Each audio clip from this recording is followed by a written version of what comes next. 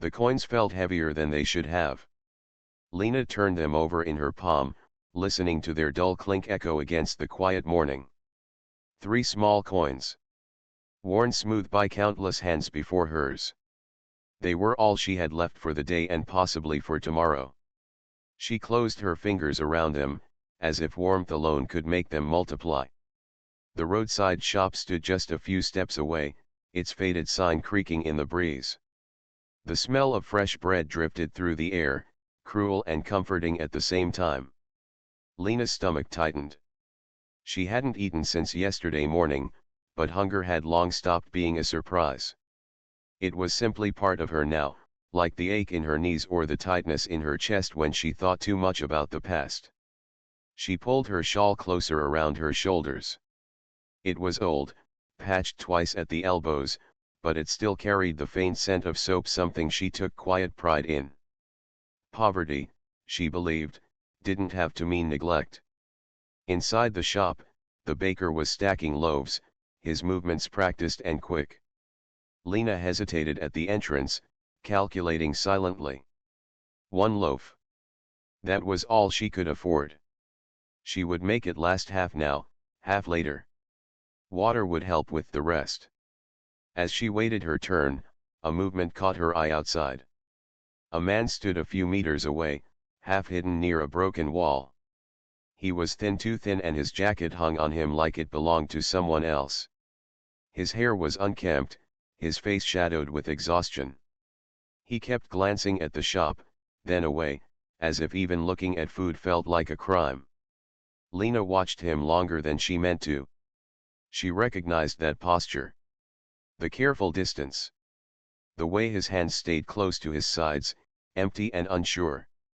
It was the look of someone who had asked once too often and been refused. The look of someone who no longer trusted their own voice to be welcome. Her heart tightened.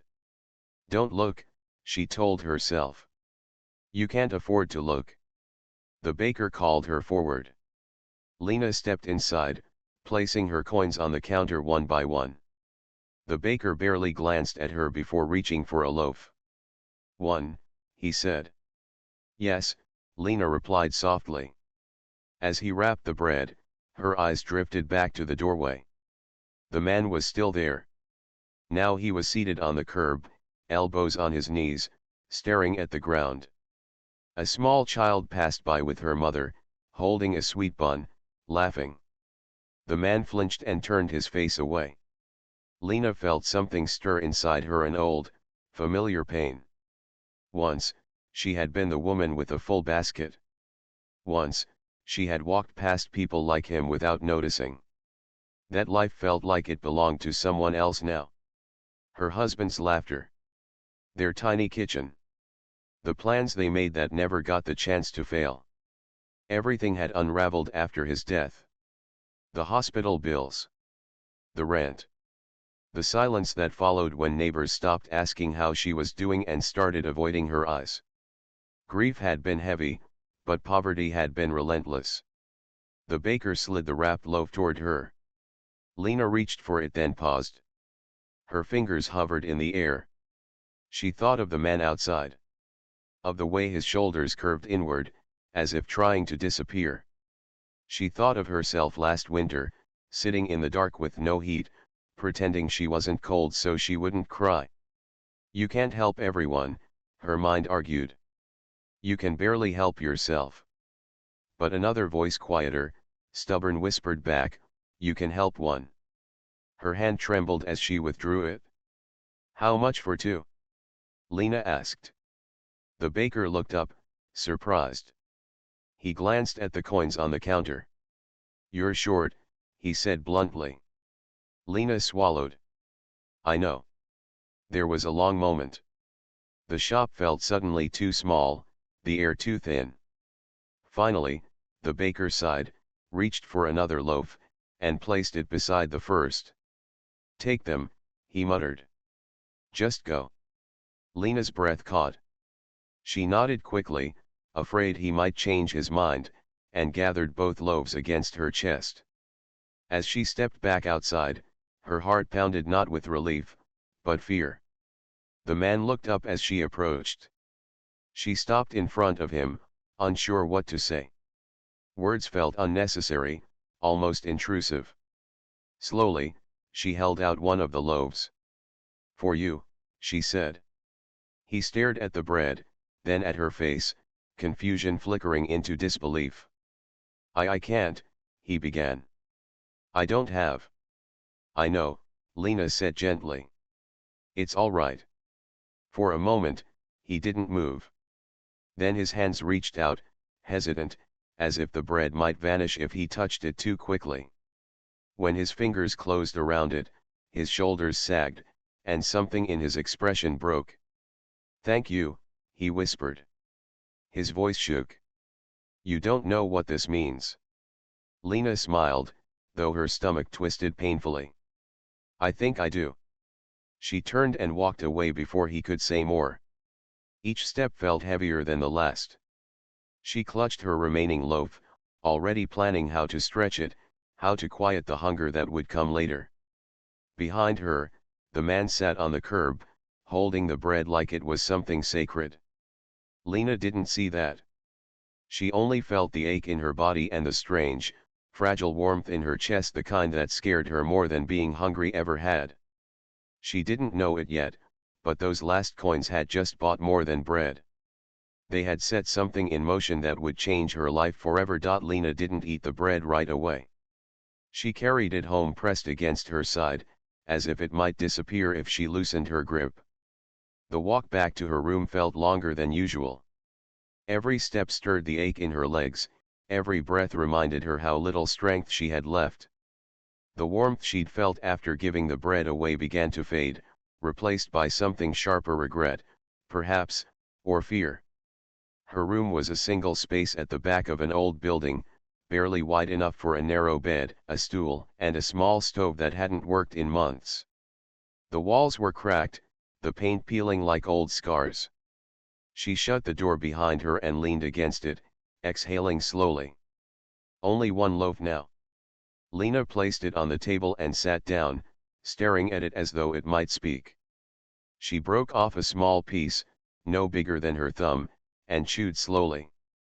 The bread was fresh, soft in the middle. Delicious. Her body reacted instantly, demanding more. She didn't give in. Instead, she poured herself a cup of water and drank, trying to quiet the hunger. She had learned this trick years ago: fill the stomach with liquid, let the pain pass. It usually did. That evening, as the light faded, the pain did not pass. Her stomach cramped sharply, and she curled on her bed, pressing a hand against her side. She told herself it was temporary. That she had survived worse. Still, doubt crept in, whispering cruel questions. What if you get sick? What if tomorrow is worse? What if kindness costs you more than you can afford? Sleep came in pieces. She woke often, disoriented, the room spinning slightly each time. In her half-dreams, she saw her husband's face, gentle, worried. "You give too much," he used to say, smiling. "Even when we have little." In the morning, Lena rose slowly. The world felt heavier, her head light. She folded the remaining bread carefully, deciding to save it for later, and stepped outside. The street was already alive. Vendors called out prices, children ran past in worn shoes, and the smell of frying oil hung thick in the air. Life went on, indifferent to her hunger. As she walked, she wondered about the stranger. Had he eaten the bread? Had it helped, even for a moment?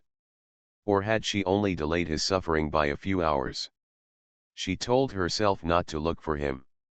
But her eyes searched anyway. He wasn't there.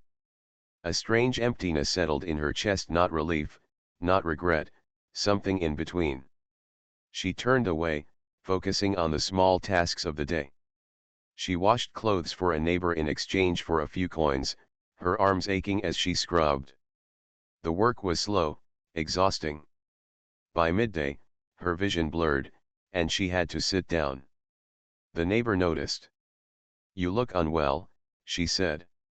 I'm fine, Lena replied automatically. By late afternoon, the hunger had sharpened into something unbearable. Lena finally ate the rest of the bread, savoring each bite, even as shame followed close behind. She had given when she shouldn't have. And now she was paying for it. That night, rain began to fall. Lena lay awake listening to it drum against the roof. Her thoughts wandered back to the moment outside the shop, the man's trembling hands, his voice breaking as he thanked her. The memory hurt, but it also warmed her in a way the thin blanket never could. If nothing else, she thought, at least someone slept with food in their stomach tonight. It was a small comfort, but it was enough to carry her into sleep. She didn't know that somewhere across the city, under a leaking shelter, the stranger was holding onto that same moment, using it as a reason not to give up. And Lena, though she felt poorer than ever, had unknowingly planted a seed that was already beginning to grow. The days that followed were uneventful, almost painfully so. Lena fell into the rhythm of survival, washing clothes for neighbors, selling a few old garments she could mend, counting every coin, and rationing her food. Hunger was always present, but she had grown used to the ache, the constant companion of her poverty. Then, one rainy afternoon, as Lena sat on the edge of her narrow bed mending a torn sleeve, there came a knock at the door. Her heart skipped. Visitors were rare, most people avoided her little room, as if poverty were contagious. She rose slowly, unsure who it could be. Another neighbor? A debt collector? She wiped her hands on her shawl and opened the door. Standing there was the man. The same man she had given bread to weeks ago. But he was different. The thinness, the slump of despair, the haunted eyes, they were gone. In their place stood someone upright, neat, and almost radiant. His coat was clean, dry despite the rain. His hair was combed, his face calm. He smiled, a warmth that caught Lena off guard. I hope I'm not intruding," he said, his voice steady. "May I come in?" Lena stepped aside wordlessly, her mind spinning. She had expected the opposite, someone angry, desperate, or, perhaps, nothing at all. Yet here he was, alive, whole, standing in her doorway. As he entered, he looked around her tiny room with a respectful curiosity. "It's cozy," he said softly. "Thank you for letting me in." Lena nodded, unable to find words. She watched as he took a careful seat on her small stool, leaving space between them, as though afraid of taking more than his share. He took a deep breath. "I want to explain something," he began.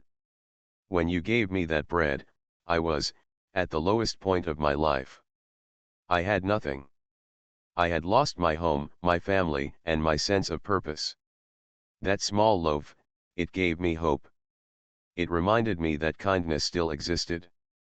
That there were people who cared, even strangers." Lena's throat tightened. I I didn't have much to give," she said quietly. "You gave more than you know," he replied. His eyes met hers, steady and sincere. "Because of you, I found shelter, work, and a way to rebuild. I used that hope to start over." She swallowed hard. "I don't understand. How did you find all this?" He smiled gently. "I was a social worker before everything went wrong. Losing everything was hard, but your kindness reminded me of the life I could fight to regain. I found a small foundation helping people in need. And I wanted to find you. To tell you that your generosity changed my life." Lena's hands trembled. She had always believed in doing the right thing, even when it hurt, but she had never imagined that a single loaf of bread could have consequences this profound. I I didn't do much," she whispered. "It was just bread." "Not just bread," he said firmly. "You gave dignity. You gave someone the courage to keep going. That is worth more than anything money can buy." The weight of his words settled over her. She realized then that the days of empty stomachs and aching limbs were not just about suffering, they were also a testament to the choices she had made, small as they seemed. And somehow, just somehow, those choices were beginning to ripple back to her. He leaned forward slightly. I didn't come here just to thank you. The foundation I work with helps widows and families struggling to survive. I want to help you too. If you'll let me. Lena blinked, stunned. Help me? Yes. Food, rent support, maybe even a small grant so you can start something of your own, he said. I know what it's like to feel trapped. I want to make sure no one else has to suffer like I did or like you have. For the first time in weeks, Lena felt tears sting her eyes. She shook her head, overwhelmed by disbelief and gratitude. I don't know what to say. You don't need to say anything, he said with a smile. You already did something remarkable once. Let me do the same for you now. As he rose to leave, Lena watched him step back into the rain. Outside, the world seemed brighter somehow, though the storm still poured. She touched her chest, where the memory of giving that bread still lingered like a faint warmth. That single act, so small, so human, had brought this stranger back into her life. And in that moment, Lena understood, sometimes, the smallest kindnesses echo farther than we can ever imagine. The knock at her door hadn't just been an unexpected visitor. It had been a turning point. Lena sat back down, the rain tapping gently on the roof, and allowed herself, for the first time in a long while, to hope. The days after the stranger's visit felt unreal to Lena. She kept replaying his words in her mind: the foundation, the help, the chance to rebuild. It was almost too much to believe. After years of scraping by, living hand to mouth, and feeling invisible, the idea that someone could step into her life and change it felt like a dream. A few days later, there was another knock on her door. This time, it was accompanied by a small envelope and a note. The note was short but precise. Dear Lena, we were told about your situation. We would like to assist you in any way we can. Please visit our office tomorrow morning. The Foundation. Her hands shook as she held the envelope. Part of her wanted to refuse, to think that this was a mistake, a miscommunication, something that wasn't real. But the stranger's face, the sincerity in his eyes, pushed her forward. The next morning, Lena took a deep breath and walked the narrow streets toward the Foundation's office. She kept her head down, her heart racing with nerves and anticipation. The office was modest but orderly, bustling with people who were also seeking support. Lena felt a wave of self-consciousness. She was just a widow with nothing, barely able to dress properly, standing in a room full of strangers with their own stories of struggle. A woman approached her, smiling warmly. You must be Lena, she said. We've heard about you. The stranger, the same man who had once been nothing more than a hungry figure on the street, appeared beside her, extending a hand. Welcome, he said simply. We're here to help. They spoke for a long while. The Foundation offered her immediate support, rent assistance, food vouchers, and a small stipend to cover basic needs. But more importantly, they offered a grant, a modest sum she could use to start her own small business.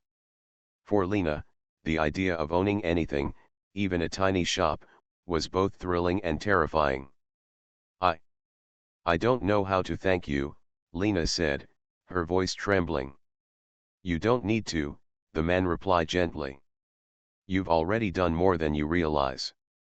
You gave someone hope when it was almost gone. And now, it's coming back to you. In the following weeks, Lena worked tirelessly. With guidance from the Foundation, she rented a small space in a busy part of town and set up a tiny tailoring shop. The grant covered a sewing machine, basic supplies, and a modest sign. It wasn't much, but it was hers, something she had built with her own hands, supported by the kindness she had once given away without expecting anything in return. Customers began to trickle in slowly. Some were curious, some were regulars, and some came because they had heard about the widow who had survived everything. Lena treated every person with care, not because she had to, but because she remembered what it felt like to be seen when the world had ignored her. And every evening, she left a small loaf of bread outside her shop, just as she had given one to the stranger weeks before. Sometimes people took it, sometimes not, but it didn't matter. It was her way of passing on the kindness that had saved her life. One evening, after the shop was closed, Lena sat on a small stool by the window and reflected on the turn her life had taken. From the outside, it might have looked like luck or coincidence. But she knew better. That loaf of bread, the coins she thought were too few to matter, had set a chain of events in motion. A simple act of compassion had brought someone back to her life who changed it entirely. For the first time in years, Lena felt something she hadn't felt in a long time: security, possibility, and a fragile, glowing sense of hope. The pain of hunger, loss, and loneliness had not vanished, but it had been tempered by the knowledge that kindness could ripple outward in ways no one could predict.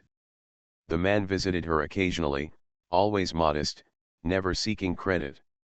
They would talk about life, struggles, and the people they were helping together.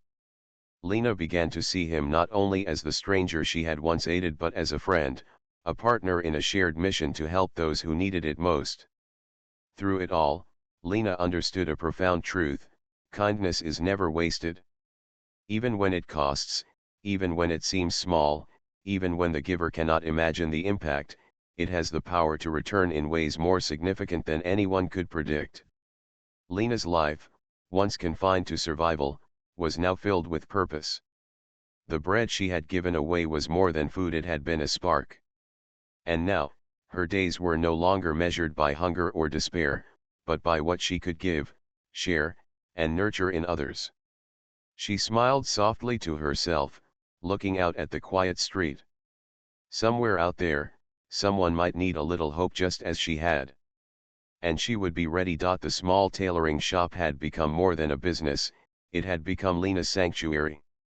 Each day, the hum of her sewing machine, the scent of fresh fabric, and the gentle chatter of customers reminded her that she was no longer merely surviving, she was living, building, and, most importantly, giving back. Months had passed since the day she handed a loaf of bread to a trembling stranger outside that small roadside shop. She had long since stopped thinking of it as a simple act of kindness. In her mind, it had become a turning point, a moment when everything had changed. Lena had grown accustomed to visitors, neighbors, friends, and now even strangers who had heard of her story. People came seeking clothes, advice, or simply a listening ear. She treated each person with the same care and respect she had shown that man weeks ago. Every evening, without fail, she placed a small loaf of bread outside her shop. Sometimes it disappeared by morning, sometimes it remained, a quiet testament to hope left for someone else. She never asked who took it or why. She only knew that kindness could ripple outward, far beyond the boundaries of what she could see. One rainy evening, as the streets glistened under the glow of the streetlights, the man returned. He had become more than a visitor, he was now a trusted friend and occasional mentor, helping Lena navigate the intricacies of the Foundation's programs and offering guidance when the challenges of running a business felt overwhelming. "You've done more than I could have imagined," he said, standing beside her shop as they watched the rain patter against the windows. "You've created a space where hope can grow, where kindness can live." Lena smiled softly, her hands clasped together. "It was never just about the bread," she replied. "It was about believing that even the smallest thing could matter. And it does. I see it every day." Life was not perfect. There were still days when money was tight, when customers were few, when the ache of past losses threatened to resurface.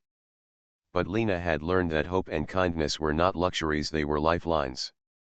And she had discovered that giving, even when it seemed painful, could bring a return more profound than any coin or grant. Word of her story began to spread quietly through the community.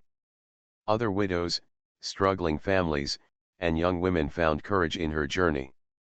Lena became a symbol of quiet resilience, proof that even in the bleakest circumstances, small acts of compassion could transform lives. One morning, as she opened the shop, she found a small bouquet of flowers left on her doorstep. There was no note, only a simple gesture of thanks.